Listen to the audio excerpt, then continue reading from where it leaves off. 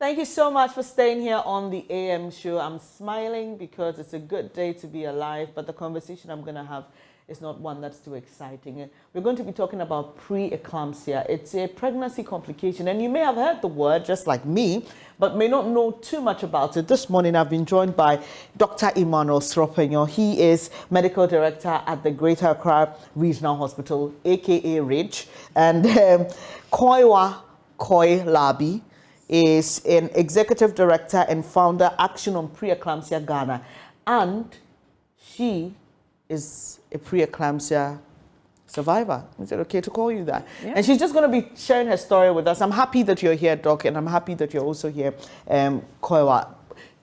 Before I come to you to share your story, Doc, what is preeclampsia? It's a word we hear all the time, but what exactly is it? Thank you very much for having us here. Preeclampsia is a complication of pregnancy, and it's a condition which occurs during pregnancy where the blood pressure of the woman begins to rise. Normally, during the second half of the pregnancy, from 20 weeks going, her blood pressure begins to rise. And it's not only the blood pressure, other organ systems in the body begin to undergo certain changes, and eventually leading to the loss of the baby, the loss of the pregnancy, or certain complications for which the doctor may have to intervene to save the life of the woman.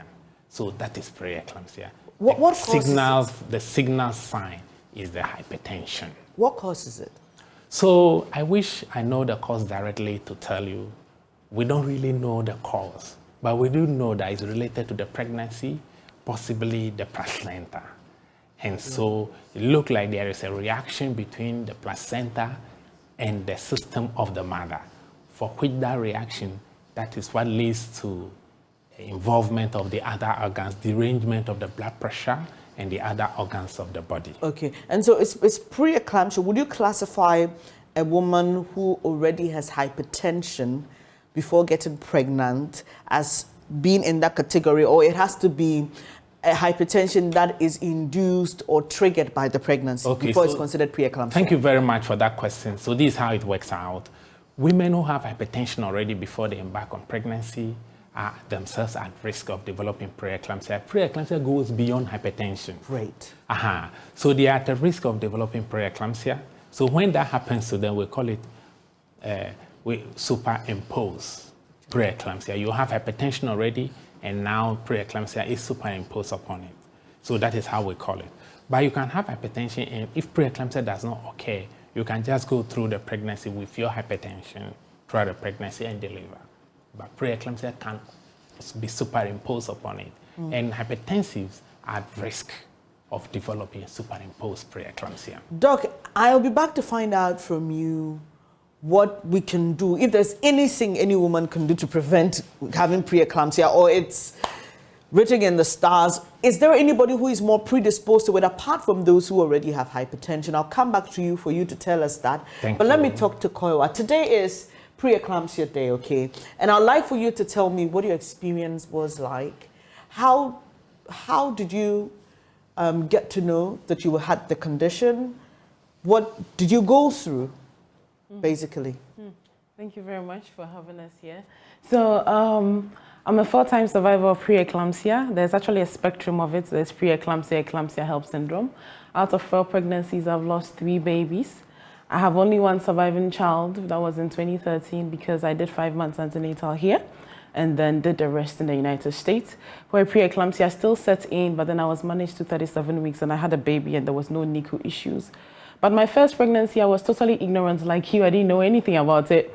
So I went straight into the full spectrum, which is eclampsia. Eclampsia is a Greek meaning for lightning. So I was fitting like an somebody who has epilepsy. So like had seizures? I had seizures, exactly. And then I was rushed to the hospital. Luckily, there was a night surgeon. And my ex-husband during that time called my mother, to name the crisis. And my mother was like, oh, Same Yari, So you see, we knew that my mom had lost babies, but we didn't know it was because of preeclampsia, and she also didn't communicate it at that time. It's familiar. It's familiar. So in my case, my mom had it, but I was not hypertensive. Till date, I'm not hypertensive. Fast forward 2013, I had my baby in US. 2017, hey, I got pregnant again. I was like, Ghana must give me a baby. But sadly, it didn't happen. This time, always at 27 weeks. I get tired, fatigued, went to the hospital, BP reading around 150, 100. And then this time the baby dies in my womb. And the first time, how did you lose the child? The first time, I was the same 27 weeks. I had just gone to like a meeting and then we just went home. I was complaining of headache. I was bloated and everything. And my ex-husband was like, let's get some rest. And then around 2 a.m., I just went into seizures. Right. And so they took me to the public hospital. They did a surgery, delivery. And then the baby came out but died after 7 days because he was less than 1 kg. Okay, and I understand that's another feature of preeclampsia where the babies do not develop as they should. Yeah. Exactly. Right. So 3 babies you lost. Yeah, it's been quite traumatic, having to, it's more like going on a journey and you come back with no result. It's not anything you wish for any woman at all. Today we are smiling, but we've cried a lot. And I guess that's I'm so sorry, honestly, that you have to go through that. But Doc, she's just giving us a cue, the issue of family history. So for you mothers out there who have preeclampsia, please do well to tell your kids, obviously your female kids, when they're ready to have children, that this is what you suffered. There's a probability that they can have it too. But Doc, apart from having it in the family, what other conditions or situations can predispose a woman to it? And what are the signs? She had a seizure. I don't know if there was any signal her body was giving her that she could have taken a cue from early enough to avoid that seizure. So first, let's talk about the risk factors. So one is familial. If your mother or your grandmother had it, there is a high chance that you could have it. One is those who have high BMI, that we can call it those who are a bit obese or overweight. They have higher risk. People who are carrying the first pregnancy. It's commoner in the first pregnancy than in subsequent pregnancies. And then those who have certain other disease, connective tissue disease or autoimmune, those are a bit distant. Those who have that condition also have a higher risk of it. Those who are already hypertensive, or we call them chronic hypertensive, they are hypertensive before they embark on pregnancy. And then those who are also diabetic, these are people who are at higher risk than the average normal people. But we do know that there are people that do not fall on any of this risk profile, and yet they get preeclampsia. Okay. And that is why we are saying that it is not everything that we know about this condition. Still understanding it. Yeah, we are still studying. We are still learning. Right, so Doc, for women who are watching us who intend to get pregnant, and I always say that knowledge is important because you never know where you will be with someone who needs that knowledge you have. So you may be in the office with another pregnant woman. So this is not a conversation exclusive to women. Men, you need to understand when your wife, your sister, your colleague gets pregnant and you begin to see certain signs, you just want to prompt them. So Doc, let's zoom into that conversation because we're looking for ways to help women, right? Yeah. So what are the cues that we should be looking at for? What are the signals our bodies will give us? Because, sometimes the thing is that depending on where you do your antenatal, sometimes they say, oh, come in 2 weeks. You are fine today. You don't need to come every week. And who knows what could happen in the 2 weeks. Yeah. So what should we be looking out for? So one of the things we should be looking out for, and she said it, that your face may become bloated, your legs may become swollen. That is what we call in medicine edema. Okay. And so when you see this becoming excessive, know that there is something happening and report to your midwife. Now every woman has a midwife, every pregnant woman has a midwife. Call your midwife to complain. Sometimes you may have headaches, persistent headaches, frontal, mostly frontal, and being persistent and severe. When you have that, report to your midwife. There are times that you begin to feel dizzy and have blurred vision. That is not something you should stay home with. You should again report to your midwife or call your doctor that this is what is happening to me. It may be a sign that you are about to undergo fitting so that you can be rushed to the hospital and then preventive medications can be given to you.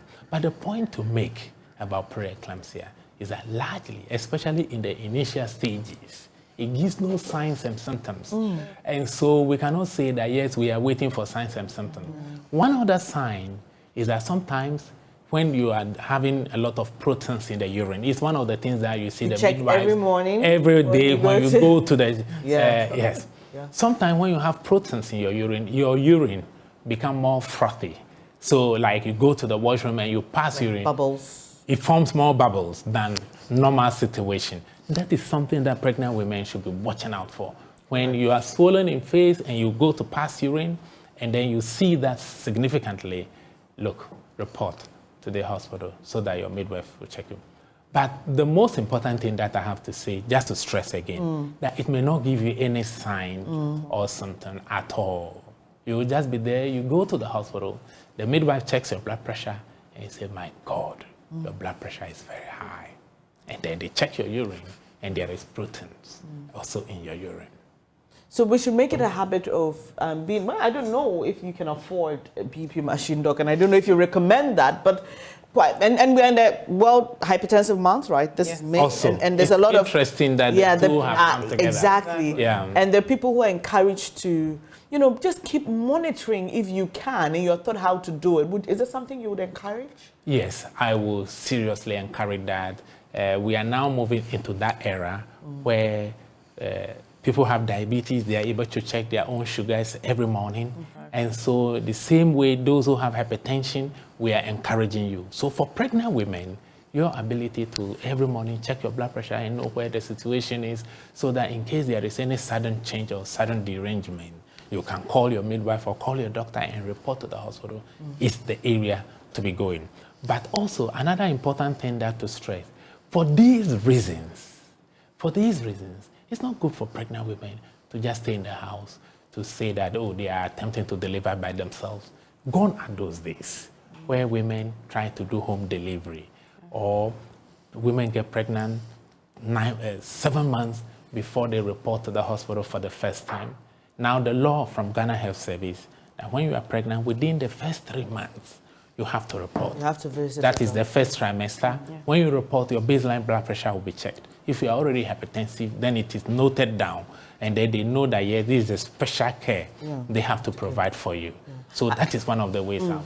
And Koiwa, you have the last word because for me, I just, and that is a conversation for another day, Doc, and I'll catch up with you on that. On the reason why Koiwa had to go all the way to the US to have a child. I mean, I can imagine how much it cost you anyway, being there, having, I'm not sure you went on insurance, were you? So that's like cash, that's really expensive. But why does she need to go all the way to the US to have a child? That's a conversation for another day. But Koiwa, briefly in wrapping up, tell us about Action on Preeclampsia Ghana. Obviously, we know why you're doing this, but tell us more on what you plan to do with the work you're doing. Thank you once again. I think Action on Preeclampsia Ghana, we've been there for 5 years now, and the main objective really has been to create education. And as Doc said, in addition to knowing all the risks, one of the things we encourage women is preconception care. While women should patronize preconception care, that way you have a discussion with your doctors ahead of time where we get to know your risk, your history, and then we can prepare. The whole idea is preparing for this kind of condition. And so with our organization, it's basically education and awareness among the patient community and the health practitioners, as well as partnering with researchers to come up with projects that can deal with the menace and also the mental health bits, providing support for those who go through this. Because we live in a country or a situation, in a territory where you're expected to smile during the day and cry at night. Nobody sees you when you're crying. And so we work to provide support to those kind of people who go through this. And one of our key things that we keep as an advocacy organization is that you should know the symptoms, spread the word, and save a life. Know the symptoms, spread the word, and consult the health professional. So all the signs you see here is what Dr. envision. The headache, that's where you take para, it doesn't go. The blurred vision where you are seeing dots and you don't. I started wearing glasses after the first pregnancy because of preeclampsia. Where you are swollen, your hands and face is swollen, and everybody's telling you you're going to have a boy when you're actually sick and will die if you don't take care, among other things. So we are telling the women, be alert when you get pregnant. Honestly, we need to take charge of our health when we get pregnant, and our partners also need to be alert. That is why they must know the symptoms, spread the word, and save a life. I like that. And right here on this show, we have shown you what the symptoms are. Please spread the word, share the link, share it to a friend, somebody. I'll have even in church, I'm sure if they call you, you can have you can do something with them, Action on Preeclampsia Ghana. On social media, they can find you. Grandmothers, mothers, and people within the household, community leaders, Right. they should preach the word. Right. And when a young girl is pregnant in their vicinity, they should find out whether this young girl is attending antenatal and what the care plan for her is. Thank you very much. Dr. Sropanyo is Medical Director at the Greater Accra Regional Hospital, aka RIDGE, and Koiwa Koila be doing a great work with the Action on Preeclampsia Ghana. You can find them on social media. You can invite her. She will give you all the necessary education, or she will facilitate that for you, whichever organization or groupings that you belong to. Now, we move on to our next conversation right after this. Wikimedians of Tree Language Communities, a young non-for-profit organization made up of a dedicated group of open advocates who work hand in hand with Wikimedia Foundation to increase the presence of information about Africa on the internet. Do stay for more.